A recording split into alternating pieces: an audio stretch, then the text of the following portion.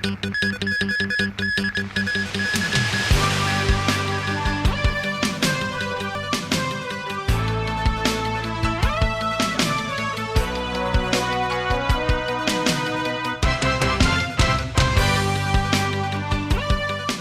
and a very good evening. President Xi Jinping today voiced support for Chief Executive Leung Chun-ying and his government's efforts to safeguard the rule of law and maintain social order in Hong Kong. Comes as the President and the CE met in Beijing this morning. Well, once again, you're looking at live shots from the Occupy protest zones in Admiralty and at Mong Kok. Now, one of the topics discussed was the Occupy movement, which is now in its 43rd day. For more details now, we go to Evelyn Leung. President Xi Jinping met with Chief Executive Leung Chun-ying this morning on the sidelines of the APEC meeting in Beijing. Xi emphasized the need to have a complete and precise understanding, as well as the legal implementation of the one country, two systems policy and the Basic Law.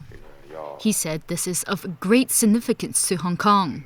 The president said the central government will continue to firmly support the SAR in advancing democracy in line with the law and steadfastly maintain Hong Kong's prosperity and stability. The CE meanwhile brought up the issue of the Occupy protests. He called them the biggest crowd incidents since the 1997 handover, saying the occupation has had a serious impact on the city's rule of law and social order. Leung added this reflects different views in society on the issues of political reform, people's livelihood, and economic development in Hong Kong. Following the meeting with the president, Leung met the press. He said the central government has voiced support for the SAR government and police forces' actions. Leung also said Beijing supports using universal suffrage to elect Hong Kong's CE. However, this must be done in line with the law, in accordance with the Basic Law and relevant decisions of the National People's Congress Standing Committee, he added. The CE refused to answer directly when he was asked if his administration plans to clear out the Occupy protesters. We cannot make public any police operation, any road clearance operation on the part of the police force. As a result of the Occupy Central campaign, like all police operations, will not be announced beforehand. Evelyn Leung, TVB News.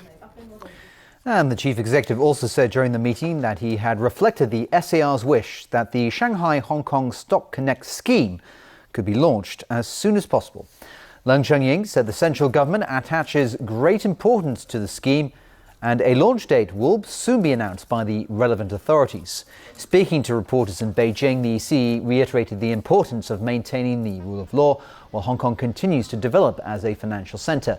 But he declined to say if ending the ongoing Occupy movement is a precondition for the implementation of the Shanghai-Hong Kong Stock Connect scheme. The Civil Human Rights Front says more than 500 people attended a rally today in support of greater democracy in Hong Kong. Police put the turnout at 740 at the peak of the rally. Among those on hand were members of the Federation of Students who accused Chief Executive Leung Chun-ying of not focusing on universal suffrage in his talks with President Xi Jinping. Rani Samtani reports. Several groups, including Scholarism and the Federation of Students, as well as some Occupy supporters, joined the Civil Human Rights Front rally. They made their way to the central government's liaison office this afternoon, urging top mainland officials to meet with students and demanding that Beijing retract Hong Kong's political reform framework. It's still not clear yet if former Chief Executive Tung Chee-hwa or NPC Standing Committee member Rita Fan would help broker talks to resolve the impasse. Tung Chee-hwa did not respond.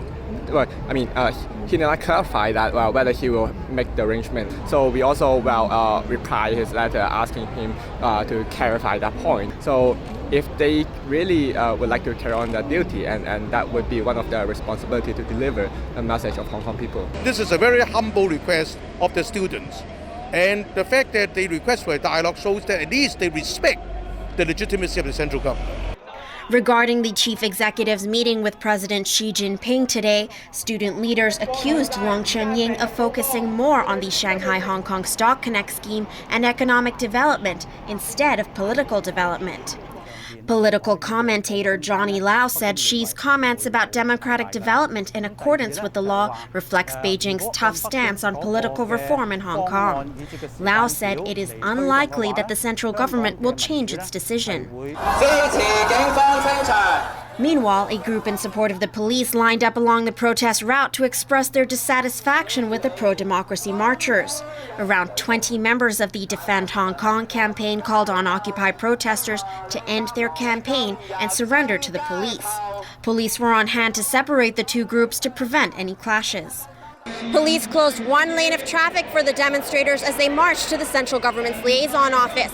The Civil Human Rights Front didn't want too many Occupy demonstrators to join their march as they feared the police may try to clear out the occupied areas. After reaching the liaison office, protesters tied yellow ribbons on the gate before dispersing. Ronnie Samtani, TVB News. Secretary for Transport and Housing Anthony Cheung said the government has adopted a new assessment mechanism to monitor the risk of delay and cost overrun for the Hong Kong-Zhuhai-Macau Bridge. Owen Fong reports. Earlier, it was announced that the cost of the Hong Kong-Zhuhai-Macau Bridge would overrun by $5 billion due to increases in labour, material and machinery costs. Today, Secretary for Transport and Housing Anthony Cheung said the government has learnt from its experience in the high-speed rail project and has now adopted a new risk assessment mechanism to monitor potential delay and overspending in different aspects of the bridge project. As Cheung explains, land reclamation, for example, is a high-risk aspect of the project as the supply of materials is not stable. And in response to concerns that the cost of the bridge would be even higher than expected, as some related projects have yet to be tendered out, Cheung said there's no cause for alarm. I can say that whatever figure we are going to propose, which should be around $5 billion, should be quite reliable because of about 90% of the tenders, contracts have already been awarded. So we are only talking about 10% contracts yet to be tendered. So we think that the risk of further cost overrun should be within control.